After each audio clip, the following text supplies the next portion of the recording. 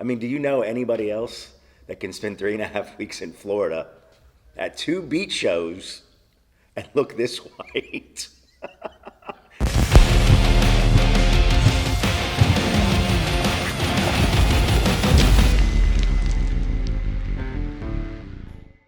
Hey, welcome back to another episode of Let's Get After It.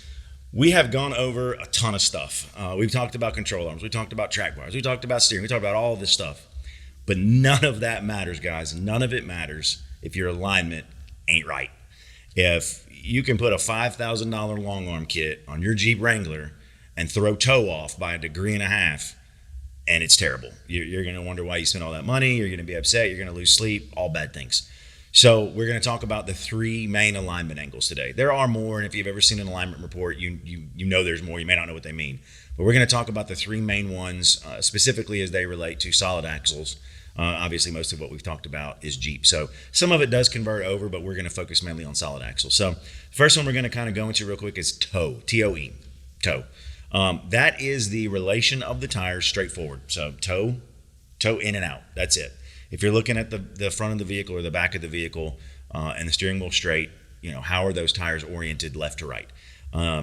0 degrees, is generally personally what I shoot for. Different vehicles go for different setups, right? So some go a little out, some go a little in, some go 0. But even a degree and a half off here, I've seen 2 degrees cause death wobble. Little things, little bitty variations on toe can cause a lot of problems. So generally this is going to be something that is taken care of when you're changing steering components.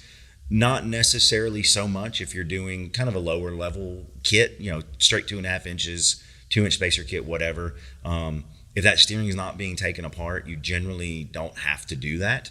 You're generally going to adjust your drag link to straighten the steering wheel. That's pretty much it. You're not really going to mess with the alignment.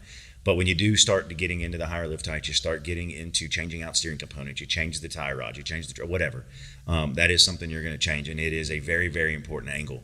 A lot of shops, you'll hear them use the term toe and go, because on a factory vehicle, if you just went in and had your steering changed, toe is really the only thing that's adjustable.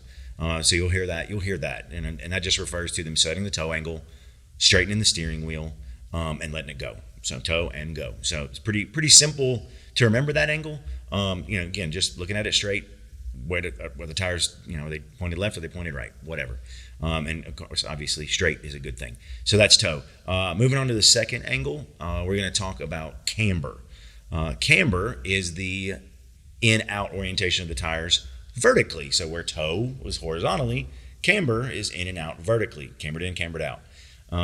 That is not really adjustable. It's not adjustable on any factory solid axle setup. That is controlled generally by the C's where the ball joints mount into, and that is fixed from the factory. Those are not adjustable. Now, of course, aftermarket ball joints, you can get some that are adjustable. You can do that. But in general, if you find yourself in an actual need of an adjustable ball joint, you've generally damaged something on that axle, and it's probably bent even a little bit to where your camber is not within spec, and you've gone out. You're 1.5 degrees out, 2 degrees out when your tolerance is 0.5 degree, something like that. So that's going to have a really big effect on tire wear. You may not necessarily feel that a lot driving down the road. If it gets really, really weird, you could feel it. It could pull left, could pull right. But in general, the first thing is going to be feathering tread on the tires, inside or outside. You walk up on a tire and it's bald on the inside and got brand new tread on the outside. That's more than likely going to be, you're going to look at camber first. So camber is the vertical orientation of those tires, left to right. And of course, we're talking about the front here. The third alignment angle is caster. So if we've got toe taken care of, we've got caster taken care of. Now, if we flip that axle, the rotation of the axle. So again, on a Jeep solid axle, imagine a line that you drew through the center of the upper ball joint and the center of the lower ball joint. Just a straight line. The angle of that line is caster. Now, there is no magic number here. And in another video, we talked about control arms being adjustable and longer control arms to address caster, all that. This is where that comes into play. To a point, we want more caster. If your Jeep comes from the factory with 4 to 4.5 degrees of caster, that's fine at stock ride height. And then you lift it, we don't really want 4 to 4.5 degrees anymore, because that's going to be low for a lifted vehicle. So we may want to hit 5.5, we may want to hit 6, and that's different for every vehicle. But if you say that your vehicle's 6 and you want 6, but you've only got 4, you're going to get that real floaty feeling on the highway. It's going to feel like you're driving a sailboat in a hurricane. Real loose, real floaty. Always having to correct. You're always feeling like you're having to just make micro corrections. Just a really loose feeling. It's not tight. You don't feel planted in the road. And on the flip side of that, if you go caster that's too high, you can actually feel too planted, feeling every crack in the road. It's kind of the shopping cart effect. If you take driving a shopping cart through the parking lot, those wheels are doing this. If you try to put a wheel out in front of the shopping cart, as soon as you go, it's going to flip around. So the angle of that axle is going to have a lot to do with how that feels. So, just for an example, we do a lot of JLs. We'll take JL for an example. That's the current model of Jeep out. Generally we lift those things 2.5 to 4.5, whatever inches. We're going to be looking for a caster measurement somewhere between 5.5 and 6 degrees. Now, when JLs first came out, everybody was thinking, we have to go 6.5, 7 degrees. We learned pretty quick that was a little too much. So, now we look for 5.5 to 6. That may not be the same on a JK, or a Cherokee or whatever. IFE, that's all different. But every vehicle is going to be different. So it's important to know what your vehicle needs, and then more importantly, how to get it. So, if you have stock control arms, if you don't have anything adjustable, that's not going to be an alignment angle for you that's adjustable.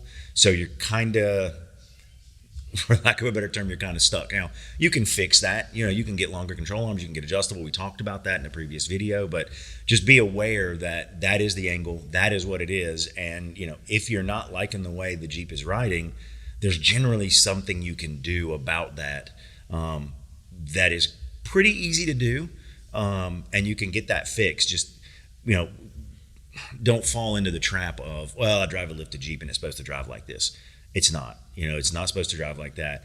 These things properly built can ride very well. They can give you a lot of good years of service, and a really comfortable ride, more so than you probably think it does, just by starting out again by addressing those 3 alignment angles: toe, in out horizontally; camber, in out vertically; and then caster, which we just talked about, was that rotation of the axle. So making sure that those 3 alignment angles are dialed in, that they're proper, is going to go a long, long way towards making sure that your vehicle's riding right, going down that road, riding straight, riding true, and then again, as we talked about a little bit, helping that tire wear. So 3 really important angles. Always keep that in mind.